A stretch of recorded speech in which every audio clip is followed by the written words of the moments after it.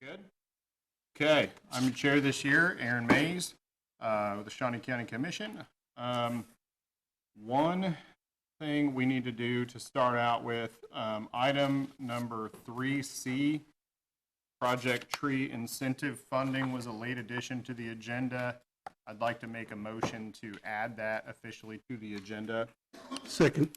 Okay, so motion's been made by Commissioner Mays and seconded by Mayor Padilla. Do we do a roll call vote? Commissioner Mays? Here, or yes. Here and yes. Okay. Commissioner Cook? Yes. Rippon? Yes. Mayor Padilla? Yes. Deputy Mayor Duncan? Yes. Member Nager? Councilmember Dobler? This is Tony Emerson, proxy for Councilman Dobler, and yes. Okay, so having added that to the agenda, we'll begin with our first item. Item 2, roll call. Let's do the roll call. Although I believe our presence has probably already been recorded, let's go ahead and do it. Mays? Here. Cook? Here. Rippon? Here. Padilla? Here. Duncan? Here. Nager? Dobler? Hiller? Valdivia Alcala? Ortiz? Emerson? Here. Kale? Lesser? Okay.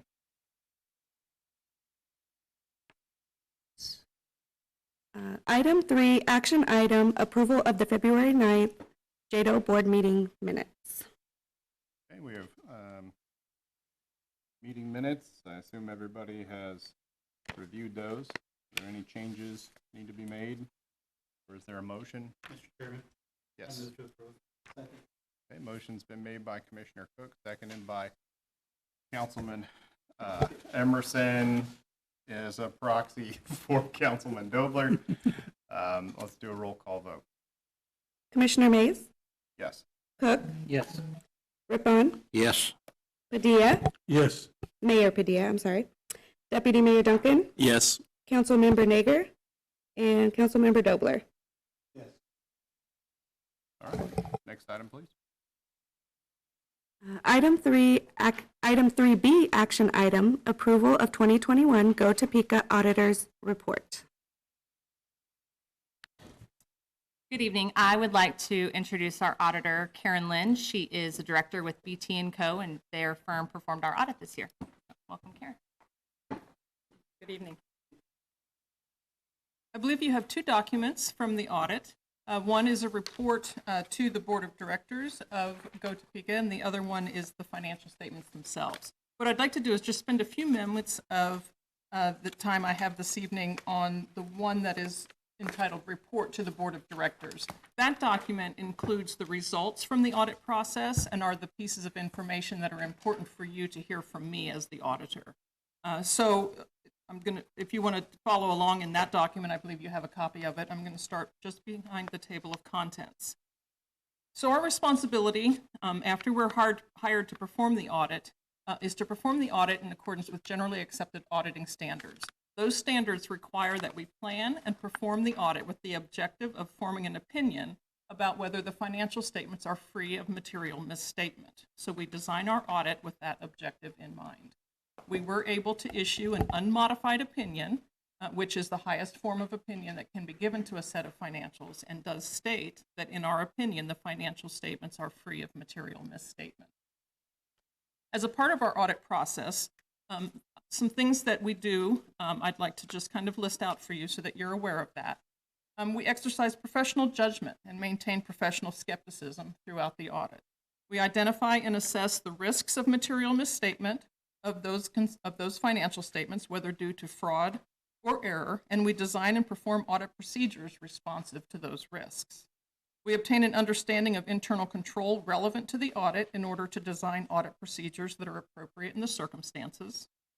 We evaluate the appropriateness of accounting policies used and the reasonableness of significant accounting estimates used by management. and we conclude whether in our judgment there are conditions or events that raise any substantial doubt about the ability of the organization to continue into the future. So all of those things are taken into consideration as a part of our audit and into our opinion that we form at the end of the audit process. Other things that are conclusions that I would bring to your attention are that we did not have any audit adjustments that we made after the trial balance was presented to us for the audit. So it was not necessary for us to adjust those financials in any manner. We did not have any disagreements about any accounting matters, about any auditing matters, or any issues that would be red flags of any issues.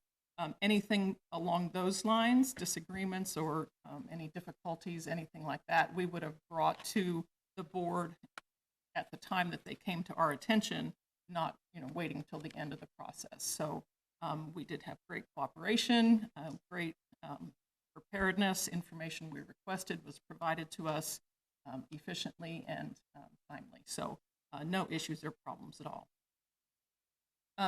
In this packet, you'll see a copy of a letter that's addressed to us. This letter includes a lot of information about the financials, financial statements, policies related to the financial statements.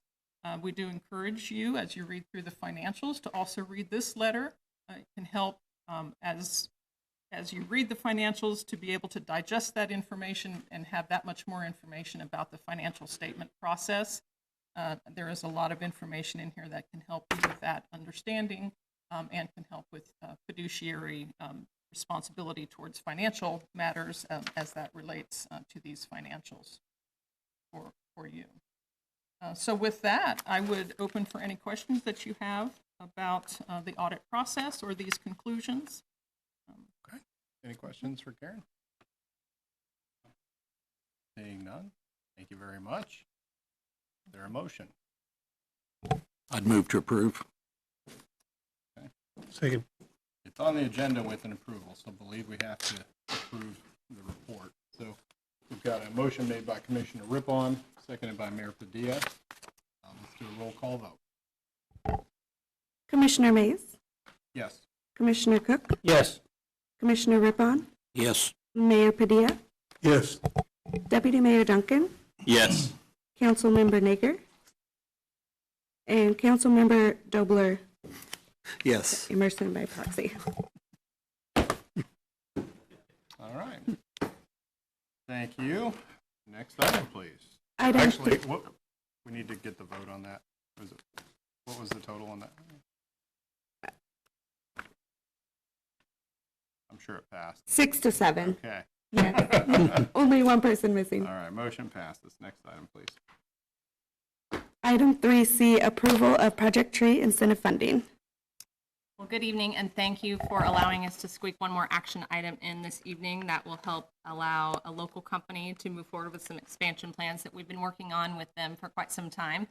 In your packet and also in the printed slides that you have before you is the detail of the incentive proposal for Project Tree. As I mentioned, this is an existing business in the manufacturing industry, adding 20 new jobs over the next 5 years and $10 million in capital investment. The details of their project incentives are outlined there, but the total of the incentive is up to $250,000, and that is performance-based, as all of our incentives are.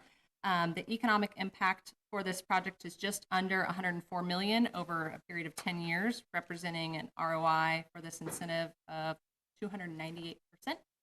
So I would stand for any questions, and as usual, this is the funding approval for this project. So we'll bring back the contract and the company at a later date to announce and detail all of the formal agreements with regard to this incentive. Questions for Molly? Is there a motion? Okay. I'll second. Motion's been made by Councilman Emerson, seconded by Commissioner Rippon. Roll call vote, please. Commissioner Mays, I'm sorry. I just had a comment. I'm going to vote for this evening. I trust in your work. I appreciate this. I know I'm new to JEDO, so I don't know the standard practice, but in the future, I'm going to be a little reticent about just approving things that have a sizable price tag the night they come to us. So just heads up for whatever that's worth in the future. Just wanted to give fair warning. Appreciate that. Thank you. Thank you. And just for full disclosure, the item, I know we made a motion to add it to the agenda officially. It's been on there for 4 business days. The JEDO guidelines require it to be on there for 5. So it was a day late getting on there. So it has been public, just to get that out there. But we'll go ahead and do a roll call vote, please. Commissioner Mays, Yes. Commissioner Cook, Yes. Commissioner Rippon, Yes. Mayor Padilla, Yes. Deputy Mayor Duncan, Yes. Councilmember Dobler. Yes. Okay, motion appears to pass. Next item, please. Item 4, a presentation of the Go Topeka Quarterly Update. Well, good evening. Madam Molly asked me to start the presentation by providing you a brief summary of some of the most consequential economic trends that we're seeing in the community.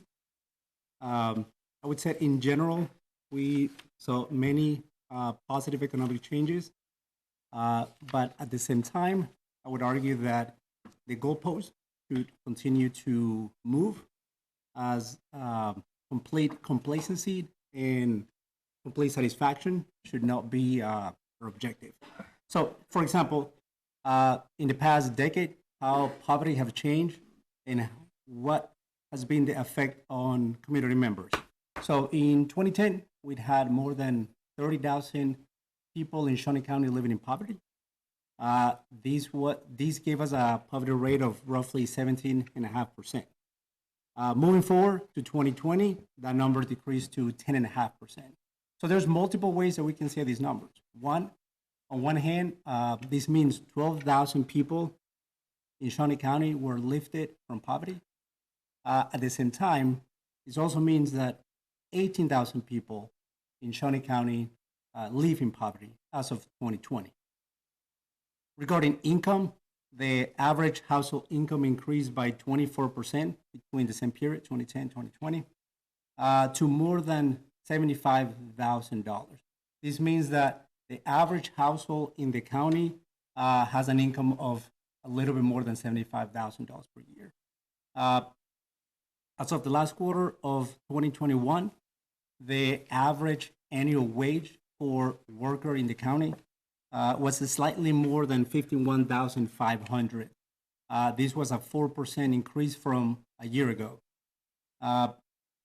Given the strong demand for labor that we're seeing and we noticed about a year ago, we do expect to see perhaps higher average wages for 2022. Higher wages means more purchasing power for local residents. At the same time, current numbers and inflation are eroding some, if not all of those gains.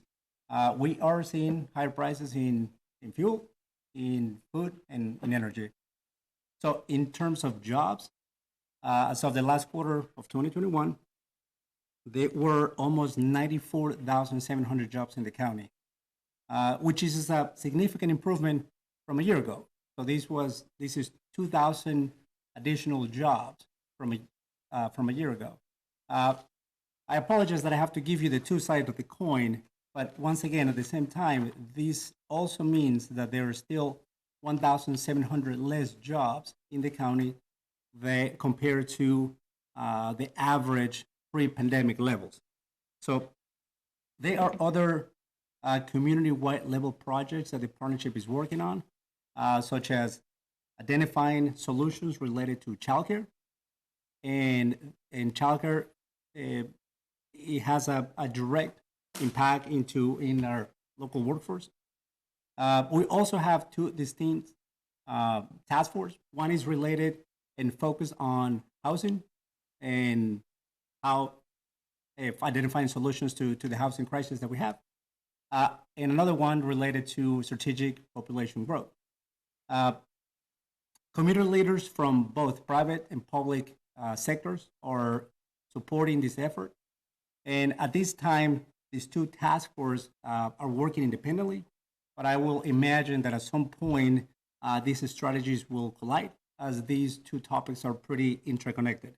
So in summary, well, I will say this, that while it is imperative that we share our economic goals and success, that we should celebrate them, it is also equally essential that we don't get comfortable, that we don't think that we have arrived and start moving those metrics forward. So that concludes my initial remarks. If you have any questions, please let me know. Any questions for Freddie? Councilman Duncan? Just a couple very nerdy questions, maybe. The first is on the demographics of age, and I don't need this tonight, but do we have a comparison to the last several years in terms of how our demographic is of age broken down? If I Yes. email you and say, could you get those to me? Because I'm just kind of curious. I know what our population's done. I actually don't know what the ages look like. Yes, of that's done. the changes in population can be broken down by age groups. And I think that I don't have the numbers in front of me, but I would say that population declines as for younger people in the community. It comes up a little bit in the 30-ish age group, then dips down again, then comes up again in the 50 age group. So this would, to me at least, indicate that we are losing those individuals that are leaving high school, are graduating, and they're going to college. And from that point, we perhaps lose them. So we're gaining maybe some initial, or let's say more mid-level employees, and as well as retirees. So as they're entering the workforce, they're leaving. When they are more settled, they come back. And when they are more senior level, again, we lose it. So, but I'll give you the specific number. Okay, and then my only other question was, on some of these we have targets for 2022. I'm just curious what we use to come up with those targets. So for instance, annual median wage at Topeka, $39,290.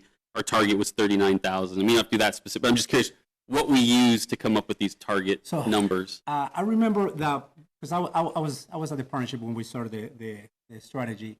There were lengthy meetings with, I believe, a large task group, and this group of folks, I think at that point we decided on what is specific metrics and what target would be natural change and what portion of the strategy we'd support up and down on that. And I think that was maybe the format that we use. Okay. Thank you very much. Sure. All right, any other questions? Commissioner Cook? But you mentioned that the rate of inflation has taken out some of the wind of the sails of the increase of salary. How do those two correlate? I mean, is it still a 10% increase, a 5% increase overall? Would you say? So what we know at this point is that either 8.3% is the annual change for the the current inflation level, how prices have changed compared to a year ago. Extrapolate that into real wages. I don't think that I have the specific numbers here, but if wages rose by 4%, which is roughly under $2,000, and all the baskets of goods and services in the county increased by $3,000, $4,000, $5,000, then at that point we can probably say that on average, all those gains were pretty much vanished through the inflation. So, but at this time, I don't have specific numbers for how the current inflation is affecting real wages for 2022. Additionally, it doesn't take into account that this inflation may be temporary, may change in the foreseeable future. It can change, yes. Yes, that is true. Yes, Commissioner. I know you didn't touch on it during this presentation, but how has the Net Promoter Score for the community changed during this same time period? So when we took this was a significantly large survey. We tried to survey roughly in the 18,000 people in the county. And our initial metrics measure the community at -50. And the range of score is between -100 to 100. -100 means somewhat complete dissatisfaction of a specific topic. In this case, how do you perceive the community? So complete satisfaction of the community, and 100 will be perfect, 100% satisfaction. So we started at -50. I believe during 2019, we have perhaps the best score. Then we had the pandemic, then the scores decreased a little bit. And I believe for our last score, it shows a difference of about 40% difference between -50 to our current metric. Still, the goal was, I believe, 0, which is having half of the people feel very positive and half of the people feel somewhat negative. And I think at this point we're in the -24, which is still quite a significant change from our -50. Okay, thank you. Any other questions for Freddie? Seeing none, thank you very much. Okay, well, before I pass it off to the rest of the team, I just want to share a couple of stories. I don't have any slides to go with my stories, so you don't have anything to refer to in your packet, but just wanted to share that there are a number of us that are in the room tonight that went on the intercity visit to Northwest Arkansas, and a small group of us were able to peel away and have a conversation with the Walmart headquarters team. And that was a really great conversation and enlightening, and that's something that we make a regular part of our practice at GoTopeka, to pick out a few of our local employers and go visit their headquarters and make sure they understand at the headquarters level how pleased we are and thankful we are to have their locations here in Topeka, and to make sure that the communication exists not only at the local level but at the corporate level, because some of those expansion conversations and decisions are made at that level without the local folks even knowing. So we need to make sure that corporate knows what the community is willing to do to help them grow here as well. So that was the reason behind our visit to Walmart, but to also just thank them and see how their first year has gone. They are almost at a year, and they will have a celebration that will be open to all of you. And, you know, we asked them, how's it going hiring people? They had planned to hire 300 people. If you'll remember, that's what our incentive is based around, and they are at 450. So they've already surpassed their initial goal and are not really having trouble finding people to fill their positions. So that was really interesting to hear. That's not something that, you know, we're hearing from other companies around, and I understand they're the bright and shiny new company to work for, but I also think that that's just pleasing for us to hear. You know, I think that their wages are a little higher than we had anticipated, so once we come upon verification time for them, we'll share that information with you as well. It also brought up a thought that we have had in the past that we will act on, probably at the September JEDO meeting, where we're going to go back over some projects that you all have approved over the last 4 or 5 years and just bring back to you where they are now, do a case study of what happened to Project Helix, and, you know, how many jobs did they say they were going to add, and where are they, and what are their wages at. So I think that's something we haven't done in a while, and what spurred my thought around that even more was a question that Commissioner Cook got from a constituent about some projects earlier this year. So thank you for passing that along and underscoring our thought. We will plan to do that in the September meeting. Also, I hate to be the bearer of bad news, but it's good news also. Sometime in the next month, probably, we're going to have a special JEDO meeting to meet the timelines of a couple more expansion projects that we have in the pipeline. So I think it's okay if we steal another evening of yours to incentivize some more local business expansion. So you'll hear about that, and we'll get that on calendars as soon as we can. And then also just another kind of soapbox moment, I guess I'd say. We've had a lot of conversations with local companies, small to mid-size recently, talking about inflation and jobs and kind of the circle of life of economic development and that trickle-down effect that you see. And if you're in a local company that could be potentially a vendor for some of these larger projects that we have approved incentives for, even since GoTopeka's inception, you may ask them if they're doing work with any of our major employers, because I think you'd be surprised. There are a number of companies here that have not only local contracts to do work for those large companies that we have attracted here and have grown here in Topeka, but then have also even grown to the national level. You know, there are folks here that provide goods and services and products to Bimbo here locally, but also Bimbo all across the nation. And it's a Topeka company that was able to receive that opportunity because of the growth here locally. So just something to kind of remind us of the economic impact that we talk about is not just the direct impact of those jobs that are brought by the company, but then the indirect and induced impact throughout the community from the relationships that we try to encourage here. So that's all I have before I pass it to the team. I'll stand for any questions, or I can circle back at the end as well. Any questions for Molly? No. All right, Okay, thank you. Thank you. I think next is Ashley.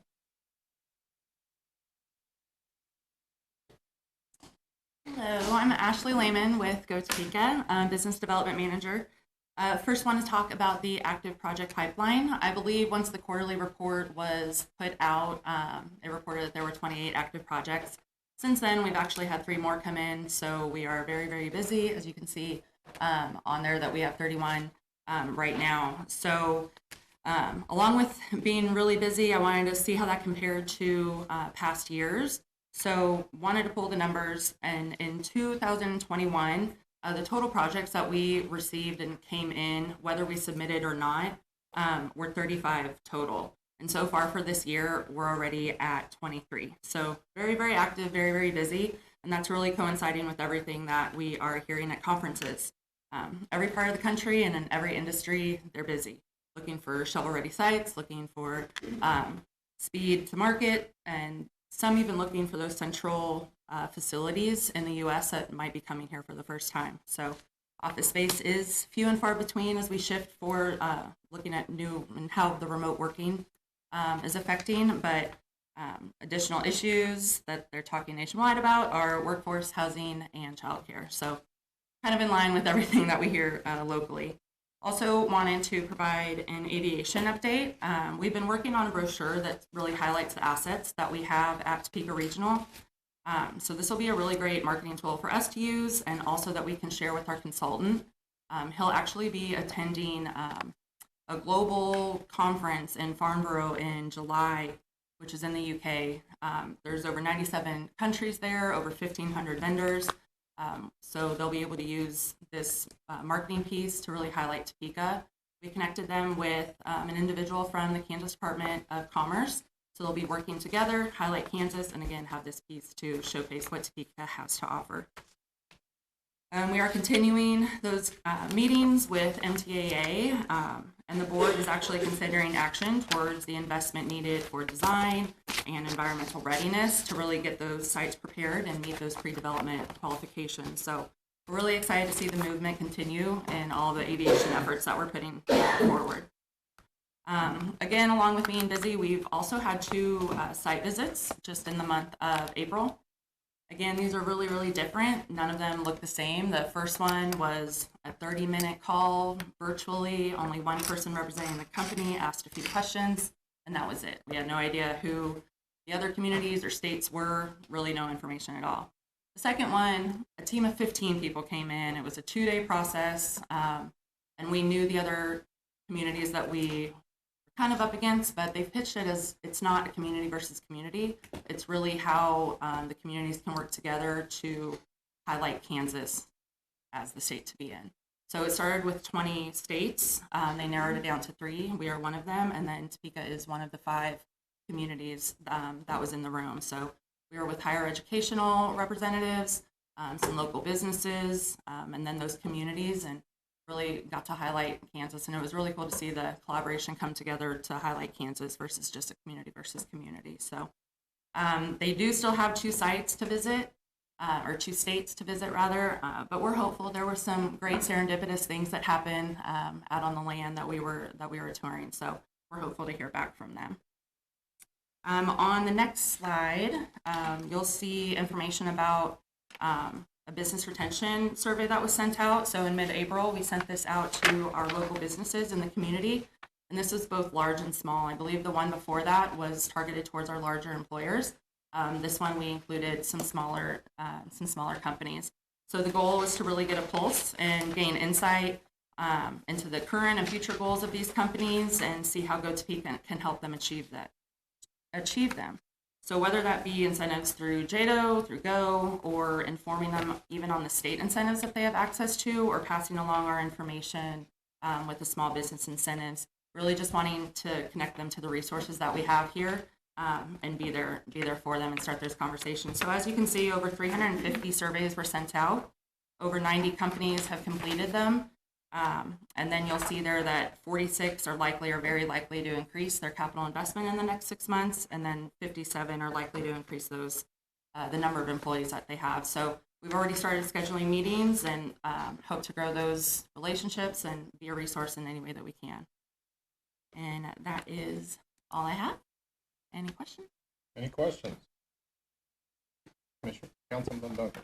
Quick question. On that survey, were there any subcategories to those questions, or did we ask like a range of employees they may hire, a range of capital investment they might be looking at?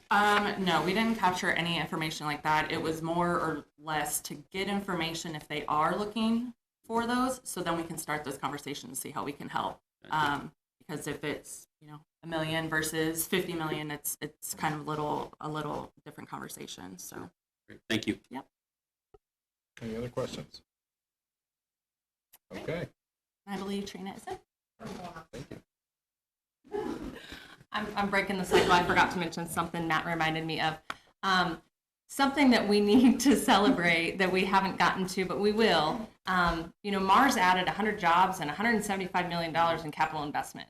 And they didn't come back to this body and ask us for anything because they knew that it was the right decision to make to invest in Topeka. And so they do plan a celebration. And I also heard from their team member yesterday that they are actually planning a trip to Chicago because we were the beneficiary of the closure of the Chicago plant. So that was the reasoning behind the sensitivity, is that they didn't want to shout from the rooftops, yay, we're expanding in Topeka, because they're closing in Chicago. So they're trying to be sensitive to that. But they are actually going to Chicago and going to talk to the Martians, as they call them, that are in Chicago and explain to them why Topeka would be a good place for them to relocate to, and that they have jobs for them to stay within the Mars company in Topeka. So they're going to go kind of on a mission trip, and we're going to arm them with some materials to help sell living in Topeka and working for Mars. So more to come on celebration. Thank you.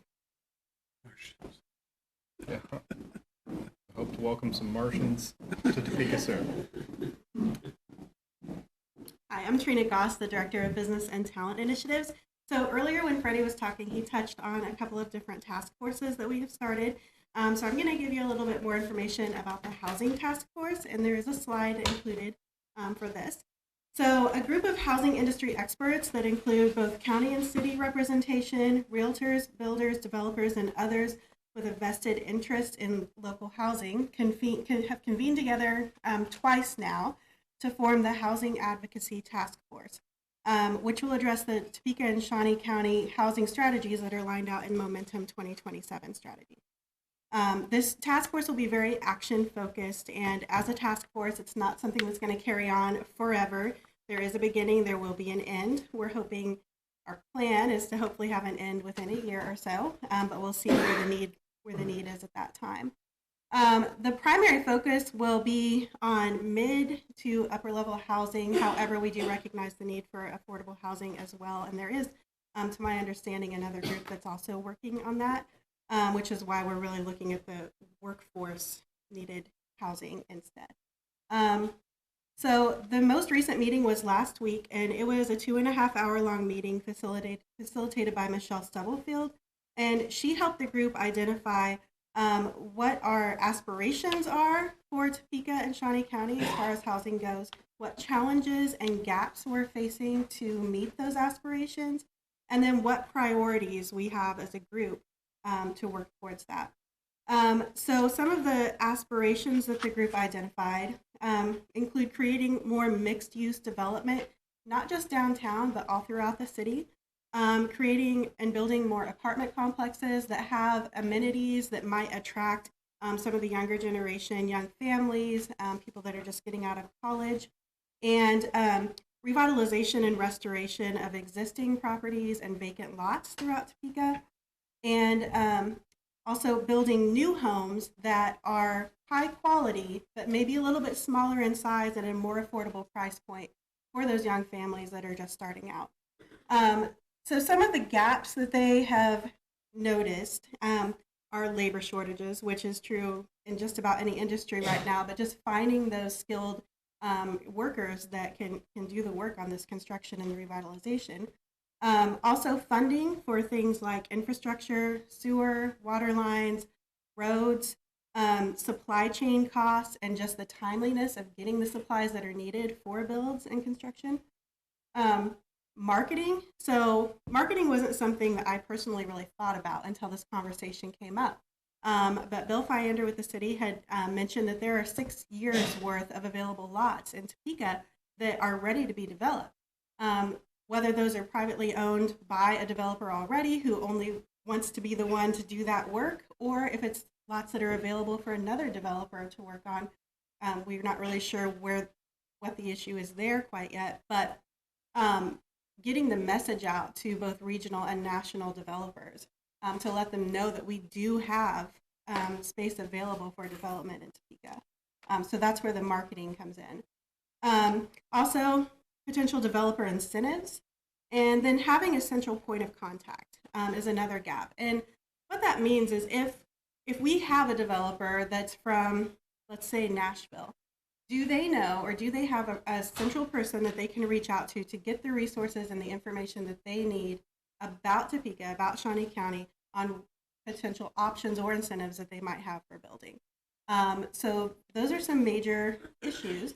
Coming out of this meeting, we decided just to focus on 2 primary areas of focus, and those are the marketing to national and regional developers and creating that central point of contact, determining who that will be, and maybe creating, a fly sheet or something that can be available on different websites, like the city and county websites, Go Topeka, Topeka Home Builders Association website, something that is easily available to provide to those individuals and developers who are interested in building in Topeka. So the group will reconvene in about a month or so to see where things are progressing with those 2 priorities and determine what our next steps will be. And also, it is a new group. Like I said, we've only met twice. We're still trying to determine if there's people that have not been invited to the conversation who should be. So if any of you would like to be a part of that or have suggestions on who should be, please reach out to me. Another thing that's in our annual or our quarterly report, I just want to touch on really quick, is the Child Care Summit. We hosted a Child Care Summit together with Child Care Aware on March 24th. And we had a group of about 40 people who came together. It was mostly HR managers with local employers, and we did have some child care providers there as well. And we had representation from the United Way. And Councilwoman Valdivia Alcala was also present.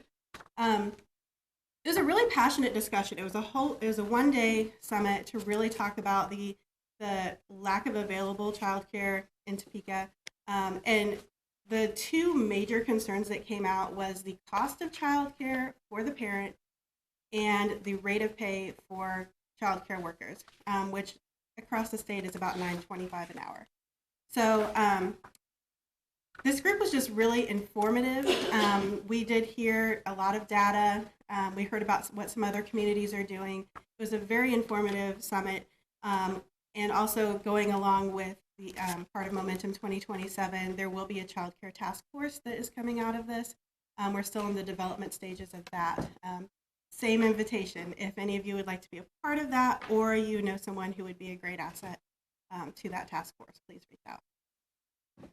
So with that, any questions? Any questions? No. Thank you. Thank you. Thank you.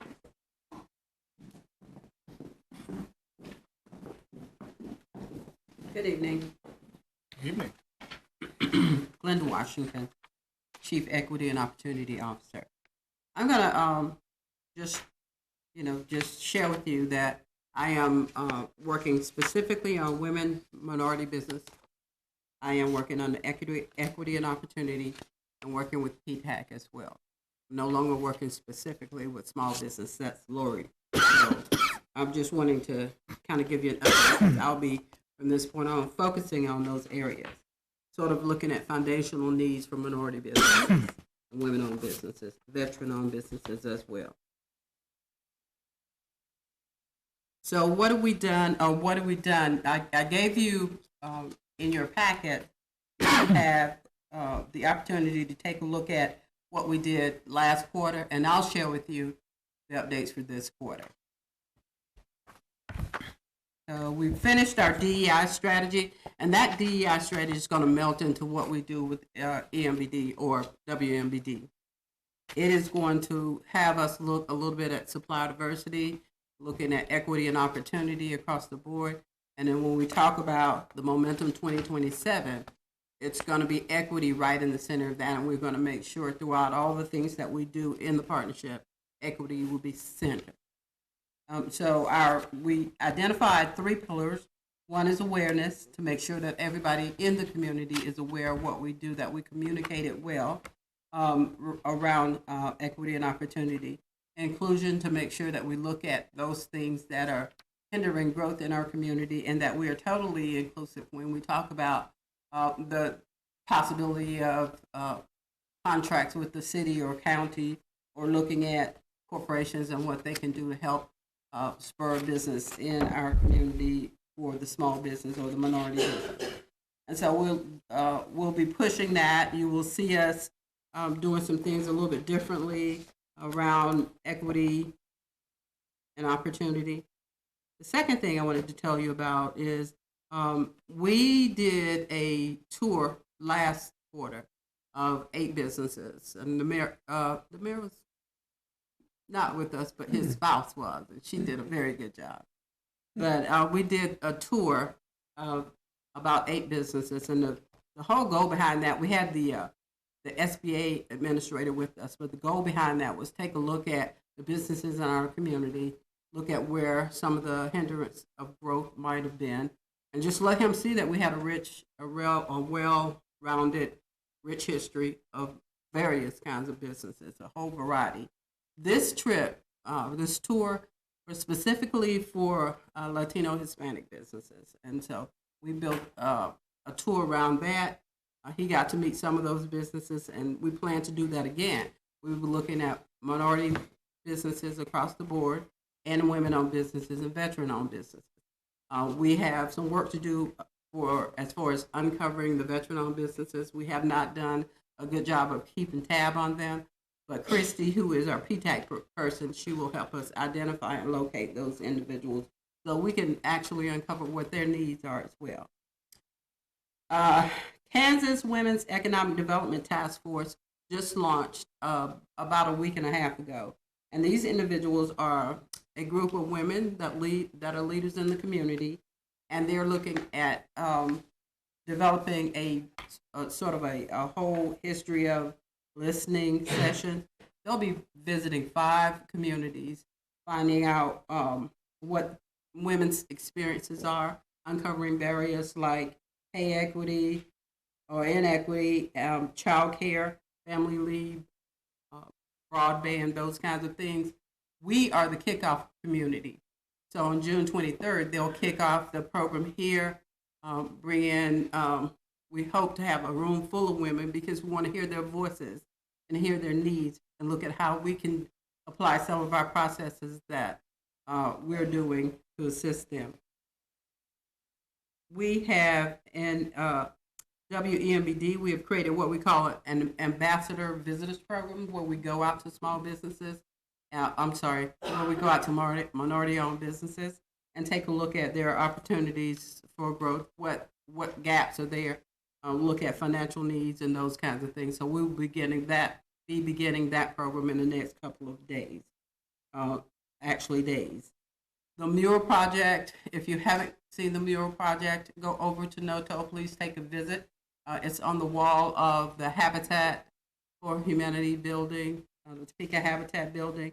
It is a depiction of minority-owned businesses. 3 cultures is the African American, the Latino or Hispanic American, and then the Native American tribes. So you take, if you have an opportunity, just drive through the alley on the side there. It's 121 Gordon Street. And if you have the opportunity, please go and visit. we have, I'm working with Network Kansas and a group of other people locally to promote a new loan program called the Empower Loan. And that Empower Loan will loan up to $15,000. But guess what? There are very few requirements on it. So I'd like to put it out there that there is an option or an opportunity for us to take advantage of this loan by promoting it to individuals in our community. And this is a loan fund for African American, Latino American, Native American, Hispanic American only. And this was a Network Kansas promo to grow those sectors of the community and support them financially. And then I'm enhancing the First Opportunity Loan Fund, where we'll be able to do microloans and smaller loans as well. And that should happen in the next month as well. What you will see in the future are reports on loans, jobs, and contracts as well. And so we look forward to giving you more detail on that as we launch that, kick that off. The next thing I wanted to let you know is that we are having what we call Minority Enterprise Development Week. I think I told you this before, but if I didn't, Minority Enterprise Development Week is celebrated across the country. It is a federal program. It is several years, almost 25, 30 years old. So it's nothing new, but we just haven't done it here in the community. And so for Whole and Her Week, we'll be celebrating minority businesses, doing things like matchmakers, meet the buyers, pitch contests, a whole slew of things that we hope will enhance those businesses as we move along. We are continuing to try to create sort of a stronger foundation for minority-owned businesses. And I think that this will be an opportunity for us to take a different look at how we grow our minority businesses in the community. We are doing outreach. We have a gentleman that's working with us that's going out that speaks Spanish, as I told you before, and he is making contact with those individuals that need help, need aid, and he does a report for me at the end of every month. These are the businesses that I talk to. This is what they need, and this is how we can reach them. And so I have, right now, I have about three reports that he's provided for me. And we are looking at how we build that community as well. And then on to PTAC. Kansas PTAC has done a wonderful job in making sure that we, in our community, have the access to some of the federal contracts. So the federal contracts, she reports, this is Christy, she reports that the Kansas PTAC network are responsible for $3.8 million in contracts. And so I think that's awesome that they continue to do great things. They were all federal contracts. She is not tracking state and local or any subcontracts for companies that are doing business with corporations or others. And so we'll start tracking that as well. In Shawnee County, there was 4 contracts were awarded to 10 Shawnee County businesses. She says that that's a $55 return on investment, and it means that JEDO's getting some of, in all our programs, you get your money back, but that's $55 on return on investments, which is a good opportunity for us to grow that, but it's above ROIs across the state. So she's done a wonderful job. There are she has 20 clients. She's done 130 hours in counseling, and she's held 3 training events with for the 30 contracts awards for her for the clients that she's dealt with. So we're really proud of Christy. She continues to kick the bucket and do her thing, and we're really, really proud of her. She continues to bring in those kind of benefits that we need to see for our community. So that's about all that I have. I wanted to be brief, but I wanted to kind of give you an insight on what I was doing. That's only a fraction, but those are the highlights. So, Questions for Glenda? No. Just one quick one. Councilman Duncan's no question. I got questions, but we're gonna have a meeting. I can ask all Okay. those questions. Mayor Padilla has a question, though. Glenda, if I may, just a quick question. You mentioned something with regards to an outreach that you're doing with, Yes, sir. and getting some feedback from some of the Hispanic-owned businesses and so forth, and African-American businesses. Is there a common issue that they share in trying to establish or continue business here in Shawnee County? Something that we've been able to identify through that engagement so that we can focus on what those unique things are? What we're trying to do, what we have heard was, some of them are having problems with understanding the whole navigation of city government and expansion opportunities. When that happens, maybe it's not as smooth as they want it to be. And then they're dealing with slumlords with their properties. And someone came to me the other day and said, I've been in business for X number of years, and this guy won't fix a thing. And what do we do? Do we just walk away? We don't want to leave our business. So those are kind of things that we're hearing. We're also doing a lot of translation. So we have the gentleman that speaks Spanish just goes out, and he actually will meet with them and help them kind of navigate a lot of things that they really don't understand if they are not English speaking or have a limited knowledge of the English language. So we see that a lot, and we have probably the biggest thing is money, funding.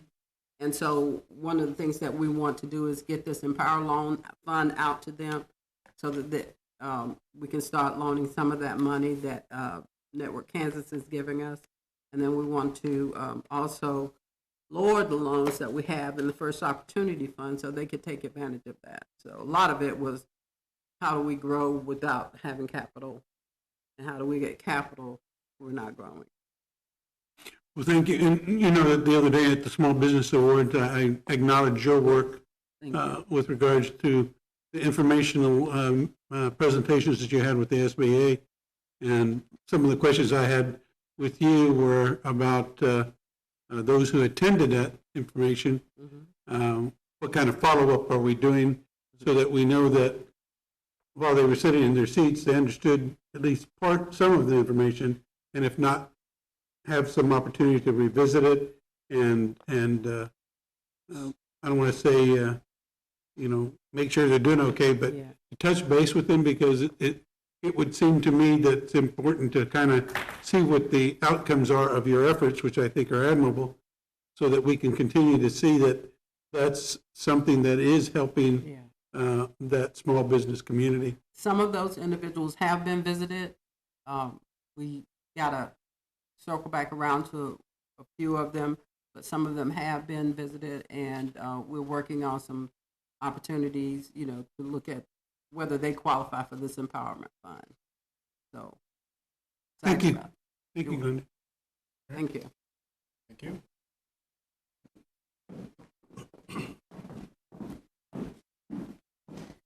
Good evening. My name is Stephanie Moran. I'm the Senior Vice President for Innovation for Go Topeka. I'll actually be presenting for Lindsay Laban on Plug and Play, she's traveling this week. But one quick note prior to starting in on Plug and Play. I know Molly would not make this mention of herself, but we'd like to recognize that she was named one of the top 50 economic developers in America, which is a very fantastic honor. North America, excuse me. But I'd like to make that recognition of her. Okay, Plug and Play. So this spring, Plug and Play and Go Topeka actually co-hosted an Igniting Innovation panel where we invited the Topeka community and local entrepreneurs to hear from successful Plug and Play startups as well as local and national entrepreneurs.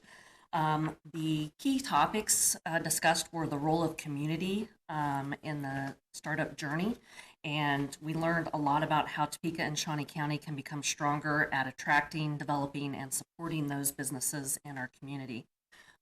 Representatives on the panel were from Stenco, Mr. Augmented, Pitchpin, and Omnicircle, and there was some great discussion held during that meeting. Coming out of that, we actually also had an announcement with a partnership between Cargill and Stenco. Stenco is developed a sustainable packaging option that Cargill will be implementing. This is the second partnership that Plug and Play has seen come out of the Plug and Play verticals startup companies that we've been working with. So that's an exciting story to share as well. Also, there have been 9 NDAs signed across our local companies between Evergy Hills and Cargill. The Plug and Play team's also working on deep dives for these local companies on other startups outside of the Plug and Play cohorts that have projects that are interesting to our local companies, and trying to find connections on those as well. Another exciting thing that we've got coming up is the Go Topeka team, my group, is also partnering with one of the current startups in the Plug and Play batch. We've got a site visit coming up next week where we'll have one of them here in town. We'll have them meeting with several of the local companies. We're also expanding that into the other communities surrounding us, into Manhattan and Lawrence, looking for options that might be really attractive to bring this company to Kansas from the West Coast. Also, Plug and Play headquarters has announced in April that they will be opening back up their headquarters after 2 years of virtual meetings, which is very exciting. So they will be hosting all 17 of their verticals the second week of June, June 14th through 16th in Silicon Valley. The animal health and ag tech sectors will be taking place on June 16th. Lindsay and the Plug and Play team will be there, as well as a contingent from Go Topeka, where we'll be able to meet in person again with all of the startups in those verticals, which will be a nice thing to be able to do once again.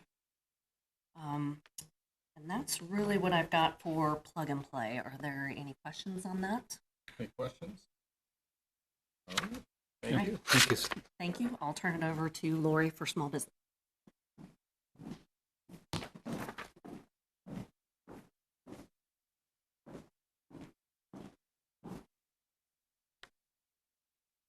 Good evening. Thank you for your time this evening. And thank you to those of you who attended the Small Business Awards yesterday. I thought it was very exciting to see all of those businesses that were recognized and the really positive energy that was in the room. We had a public nomination process. We had over 75 unique businesses that were nominated for awards, and a number of them were nominated for awards in more than one category. We reached out to the businesses that were nominated. We collected detailed information from them, and then a selection committee chose the finalists and the 9 winners. And the top city business of the year was Tarwater's Farm and Home. We're looking forward to working with a number of the businesses that were in the finalists for the various categories to try to encourage them and support them in nominations for state awards and national awards, such as through the U.S. Chamber of Commerce and the U.S. Small Business Administration. So hopefully we'll be able to report some exciting things about that later in the year. You have several slides in your packet that pertain to the winter report for the Small Business Incentive Program. I'm not going to go through all of the details of the slides, but I'm happy to talk with any of you about them. The first one is a map of Shawnee County showing the geographical distribution of the businesses that we're working with, so that you can see that they're not all just in one area. The second slide, which looks like this, is the one that shows the distribution of the incentives for which pre-approvals were given during the winter application window. And I would just like to point out that Tammy Cortez is here. Tammy is the chair of our Small Business Incentive Committee, which is an independent committee that reviews the applications and makes the decisions about the applications. Again, I'm not going to go through all of the details on all of the slides, but I want to show you that we are tracking our metrics and paying attention to performance. This is one slide that is very important for this evening. We started out with a budget for the year, and then we had some carryover from 2021 that came out of this year's budget. What we're doing is we have our upfront pre-approval process, and then each business that's given pre-approval on an incentive has a performance period to go through. And something that we're doing is having each of those businesses do a monthly check-in with us so that we can see how they're doing during their performance period. And this lets us know if they're having any challenges, whether we can assist them with something, if they're having any challenges that are just going to keep things off track, or whether they're on track so that we can make adjustments to our projected cash flow. So that's why you have two lines here. One is what was initially given pre-approval, what we encumbered, and the other is what we're projecting so far on the basis of the monthly check-in reports that we're receiving. So a couple of the companies have decided to return their pre-approval because there are either supply chain obstacles or financial obstacles that are going to keep them from being able to complete the performance. Some of them are just being delayed a little bit, again, because of supply chain issues or because they found out that it was going to take them a little longer to go through the permitting process or some such thing. So I want to let you know that we're tracking that, and we're also tracking the reasons. So that would be this slide, and that's something that we're going to continue to do so that we have a better understanding of what businesses are encountering as they go through the performance period. We have been doing some education and outreach. One that I would like to point out is we had a webinar that was sponsored by the Small Business Council on strategies for coping with inflation.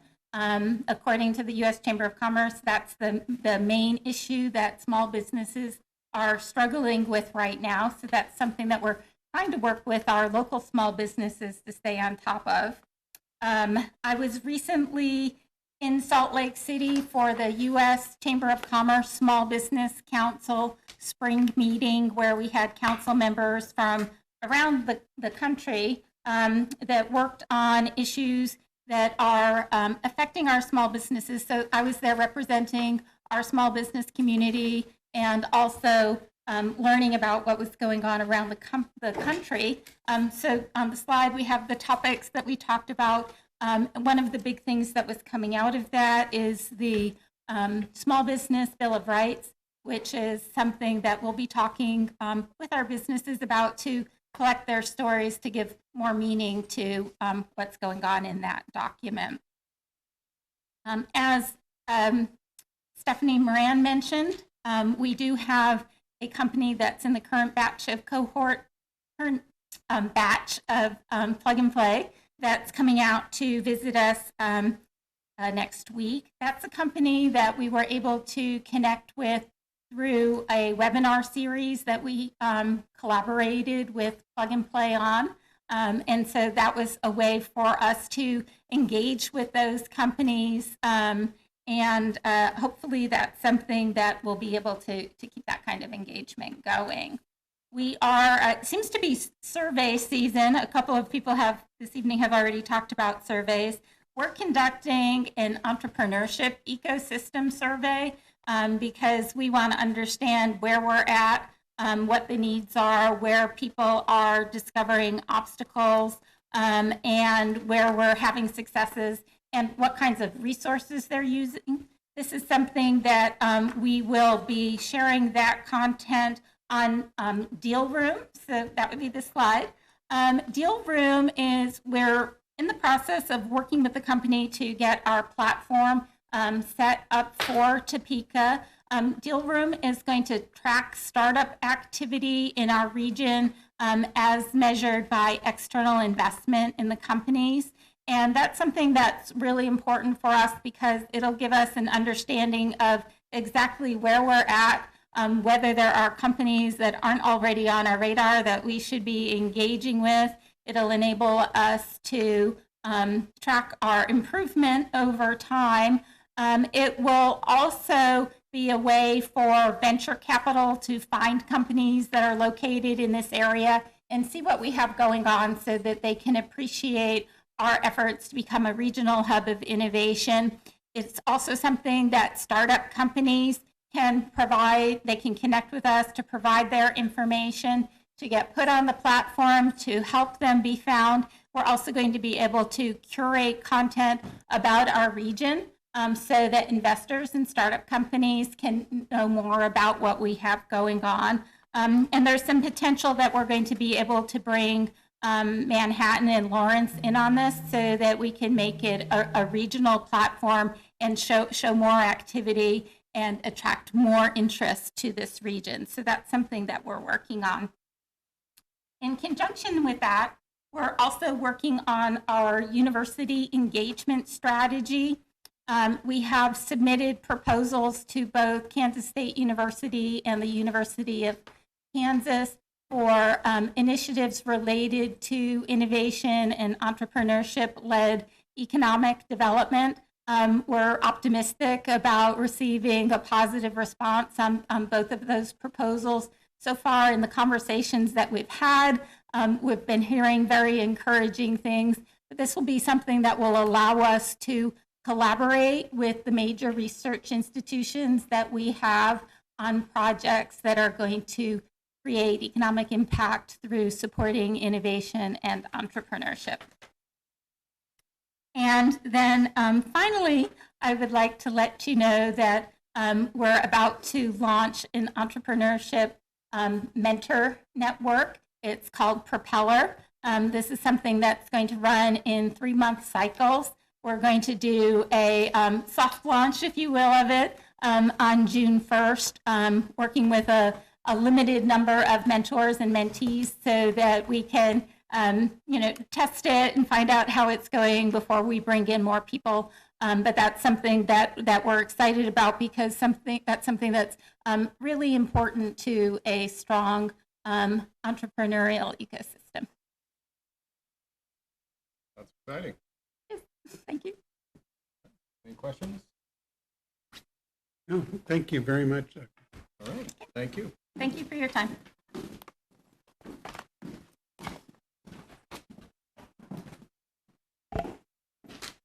That's it. All right. Great. Next item, please. Item 5, public comment. I do not have anyone signed up for public comment tonight. So next item, please. All right. Item 6, a reminder of the 2022 JEDO board meetings. We'll have Wednesday, September 14th and Wednesday, December 14th. All right, thank you very much. And then, as Molly mentioned, we may be having a special meeting in a few weeks. So watch your email for that. Next item is adjournment. So. We're adjourned. All right, we're adjourned.